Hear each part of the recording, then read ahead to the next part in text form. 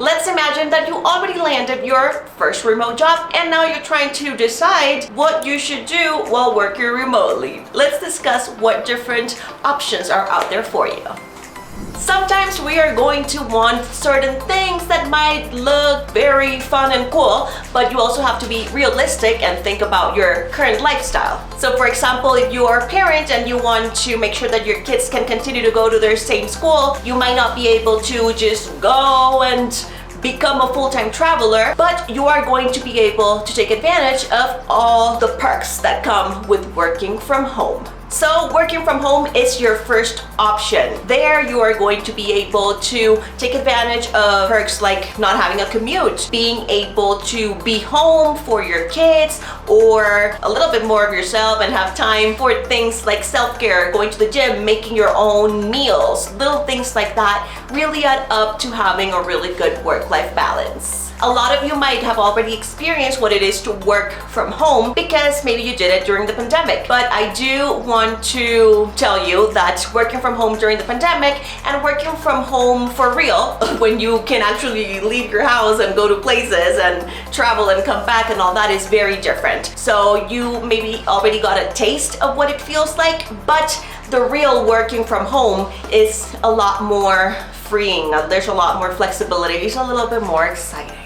Now, what a lot of people want to do, and one of the main reasons for people want to go remote, is because they want to travel. And there are different ways in which you can approach working while traveling. The first way in which you can start incorporating some travel into your life, if you're working from home, you can do that, but then you can take some day trips, some little road trips, weekend trips, and then come back home and continue to work from home. So it's a little bit of just like having a taste, like what working while traveling feels like, or just if you have the advantage of being able to make your own schedules and pick what days you're gonna work. It's really cool to start trying out what it feels like to take a random Tuesday off and go somewhere and come back home and continue working, or work at night or not work that day. So this is a way of getting used to that flexibility of working while traveling, but still making it really sustainable and doing a very slow transition, because I have to remind you, working while traveling is not a vacation. If you treat it like a vacation, you're going to struggle to actually have time to work, and if you don't have the discipline, then you can be like, I'm gonna do this and this and this during the weekday, and then you're not gonna have energy or time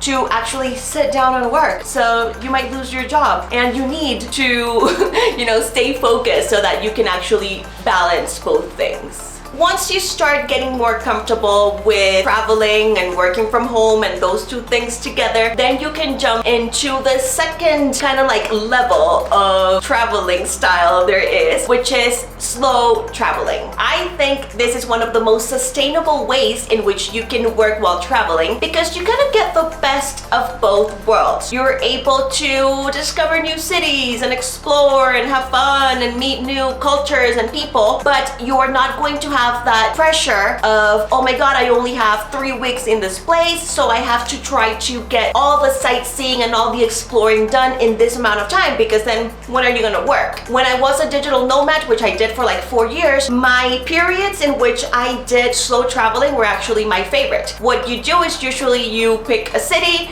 and you live there for like 3 months, maybe 6 months. It's all going to depend on you and what you are comfortable with, so you have to try it out for yourself. But for me, being like 6 months in one city was ideal, because I could explore and get to know the place, and then you also get that chance of like, you can start feeling a little bit like a local, which is also something cool about when you get to travel. So slow traveling, I think, is the most sustainable, and it was my favorite way of traveling when I was working while traveling.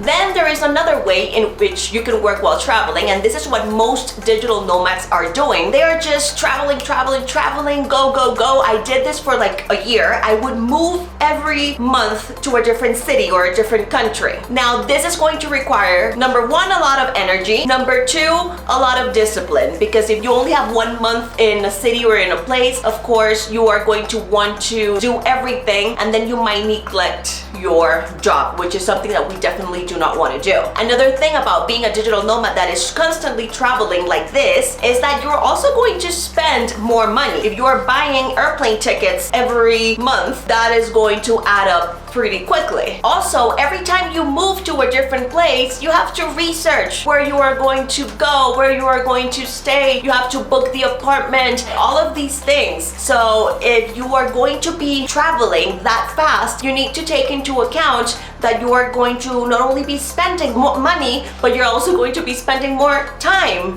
investing in all the planning and research that it takes when you're moving somewhere completely new. Of course, the full-time traveling lifestyle and doing it that fast is very exciting, and I mostly see like the younger digital nomads do that. But then when you are like, okay, I'm exhausted, or I want to like settle down a little bit in one place, then you might maybe move back to slow travel, or you might be like, okay, I'm done traveling, let me just move somewhere.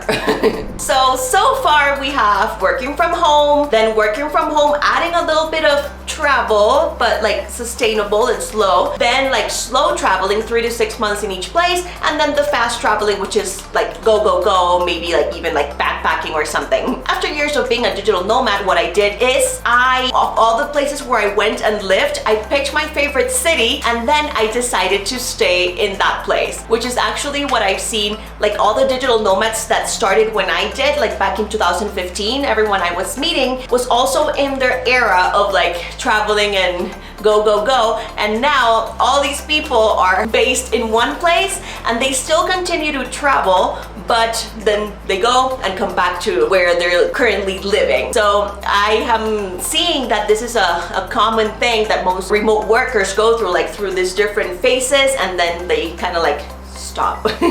Being a remote worker comes with so many benefits and perks and flexibility and freedom. So whether you want to just work from home or work while traveling, whether that's slow or fast, you can pick whatever is best suited for you and your lifestyle. So I am very curious, if you were to land a remote job right now, what would you pick? What would you do? What sounds more interesting and more your style? Whether it is that you already landed a remote job, or that you are trying to plan what you would do whenever you actually land your first remote job, you might find a video that I have very useful. It's called I Quit Being a Digital Nomad, where I explain exactly what I liked, what I didn't like, and why I ultimately quit being a digital nomad. So you can go ahead and watch that one next.